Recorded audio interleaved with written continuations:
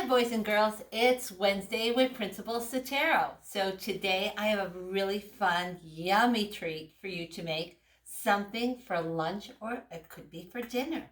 So I know that boys and girls love melted cheese sandwiches. So do I. And I know boys and girls also love pizza. So do I. So today we're going to actually combine both. We're going to make a pizza sandwich. So one of the things we're going to need to do is take a look at our ingredients. We only need 4 ingredients today, 4 things to make this pizza sandwich. So when I'm in the cafeteria and I'm watching boys and girls and they're having some melted cheese sandwiches for lunch, they also have a bowl of tomato soup. Sometimes boys and girls will dunk it in. So yummy. Well, today we're not going to dunk it in tomato soup, but something that does have tomatoes. Pizza sauce or tomato sauce or spaghetti sauce, any sauce that you have at home, we can use that. So today I have a griddle right here. It's a rectangle and it's a shaped pan that we can use right here on the counter, or you can use it in a frying pan and do it right on top of the stove. So the first thing we need is some bread. You can use any bread you have at home. You could use white bread or wheat bread. And moms, I do keto. So I found 0 carb bread at Aldi's. So you can make this too. All right. So the first thing is I have some butter that's softened. And I'm going to just spread this on my butter. Just like when you're painting in art class. But you know what? We're not painting the perimeter of the bread, right? Just around the crust. We're painting the whole area, the whole surface. So remember, like when we're learning in math, we would do the perimeter, meaning right around where the crust is. Today we're going to do the area, the whole surface part of the bread. So here we go. I'm going to put one down. Do you hear the sizzling? I know that it's ready. Sometimes if I'm not sure if that pan is ready, I do a little trick. I take a little water and I'll do this. Do you hear that when it does that snap, crackle, and pop? I know that it's ready. But today, I had it heating up so I could hear that sizzling early. The next thing I'm going to do is take the other bread. And again, remember what I said. We're not painting the perimeter around where the crust is. We're painting the whole surface area. And we know that we learned that there's a difference between perimeter, the rim, or the area, the whole surface. So I'm going to put that down. Do you hear that? Now, I use mozzarella cheese because on pizza, that's the type of cheese we use. If we just do melted cheese sandwiches, we use American cheese or cheddar cheese, white or yellow. But today we're going to use shredded mozzarella cheese, just like your pizzas. And I'm going to pile on, you can use a 1/2 cup, you can use a 1/4 cup, you can use a 1/3 of a cup. But for today, I'm going to use a 1/2 cup. Do you see how nice and piled high it is? I want it extra gooey and chewy. All right, so I'm going to let this here heat. And one of the things that we know about making a great cheese sandwich when it's melted is you want it on low, not high, because we want a little crispy brown coloring on the outside of the bread, not black. We don't want it burnt, do we?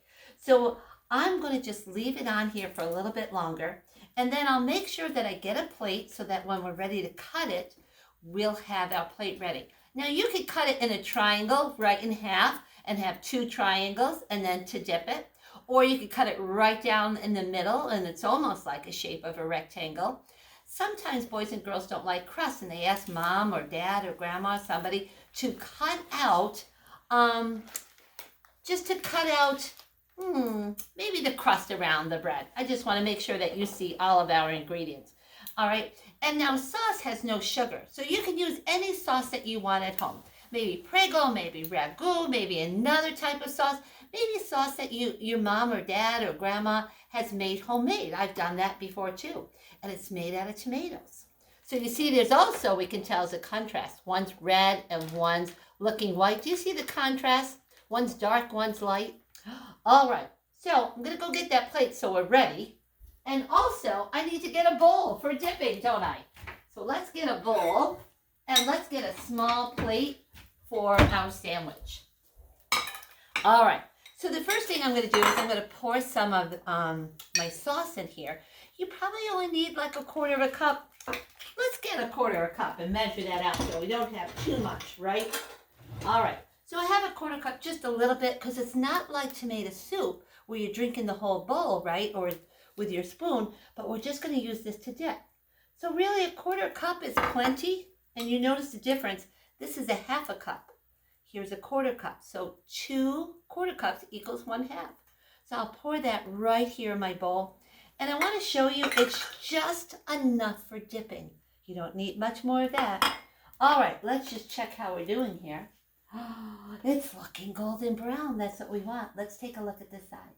All right, now this side has a little bit of white, so I'm going to show you that. So you see it's not all brown yet. So that tells me I need a little bit longer.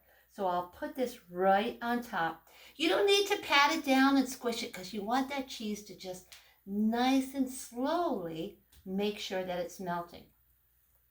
You know, when we write stories at school, we use those magical spicy words. We use words, those adjectives. They just describe what we have. Because I don't want to say, well, I'm just making a plain cheese sandwich. We want to say, oh, we're making a crispy, gooey, melted cheese sandwich, light brown on the outside, soft on the inside. It's smelling delicious. Do you know, like when you're writing your stories, I love when you do that. Well, let's see how we're doing here.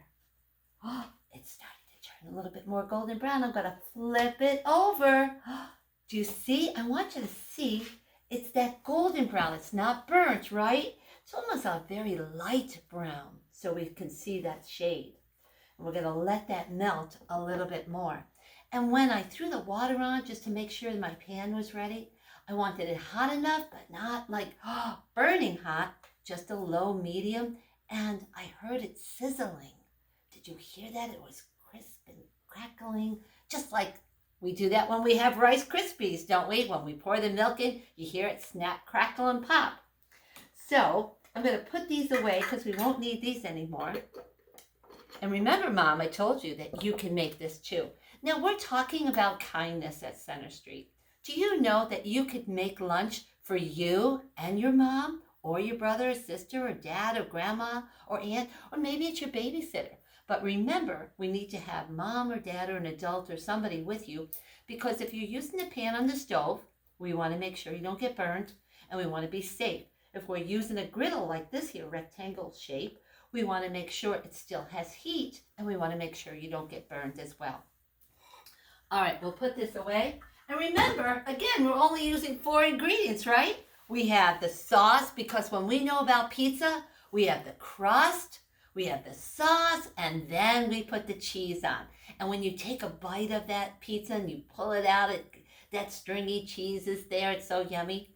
Now, one of the things I'm going to ask you after you do your video, watch the video, is I'm going to ask you, what else could you put on your sandwich? Be creative. Do some of you like to have pepperoni on your sandwich? Well, if you have that at home, you can put that right in the middle of your sandwich, or sausage, or even vegetables. Some people love peppers and some people love mushrooms. You could put that right inside your sandwich and make it just the way you like your pizza. Some might just want the extra cheese or just a little bit less cheese. That's up to you. Today, we piled the cheese up pretty high so that it's nice and extra gooey and cheesy for us. All right, let's check how we look on the other side. Oh, it's getting better.